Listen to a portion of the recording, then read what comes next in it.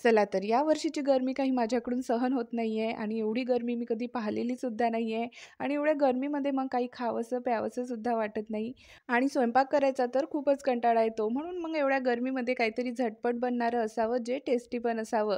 म्हणून मग छान असा बेत बनवलाय. त्यासाठी एका बाउलमध्ये घ्यायचं आहे 2 वाटी दही, त्यामध्ये अर्धी वाटी बेसन घालून हे आपल्याला छान मिक्स करून घ्यायचं आहे. त्यामध्ये गरजेनुसार पाणी घालून ते बॅटर आपल्याला छान पातळ बनवून घ्यायचं.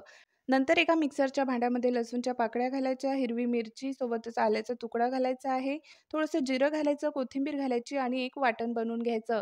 नंतर गॅसवर एका पातेल्यामध्ये आपल्याला तेल घालायचं आहे. त्यामध्ये थोडीशी मोहरी घालायची, कढीपत्ता घालायचा आणि बनवलेलं वाटण घालून घ्यायचं आणि छान हे मिक्स करून घ्यायचं. त्यानंतर त्यामध्ये थोडीशी हळद घालायची आणि आपण दही बेसनाचं जे बॅटर बनवलं होतं ते यामध्ये घालून घ्यायचं. गरजेनुसार पाणी घालायचं, चवीपुरतं मीठ घालायचं आणि एक छान उकळी आणून घ्यायची आणि वरतून मस्त कोथिंबीर घालायची. तर मस्त आपली इथं दह्याची कढी बनून तयार आहे.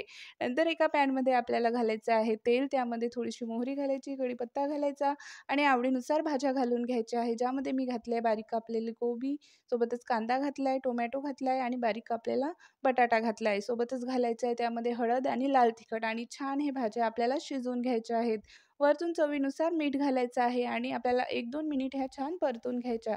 त्यानंतर त्याच्यावर आपल्याला घालायचे आहे धुतलेले डाळ आणि तांदूळ. इथे मी 2 वाटी तांदूळ घेतला आहे आणि 1 वाटी डाळ घेतली आहे. हे छान धुवून आपल्याला यामध्ये घालून घ्यायचं आहे आणि छान हे एक वेळा मिक्स करून घ्यायचं आहे. मिक्स झाल्यानंतर आपल्याला आता याच्यावर झाकण ठेवून आपल्याला छान ही खिचडी होऊ द्यायची आहे. तर इथे थोड्या वेळातच बघू शकाल आपली खिचडी बनवून तयार आहे. वरतून मस्त बारीक आपल्याला कोथिंबीर घालायचा.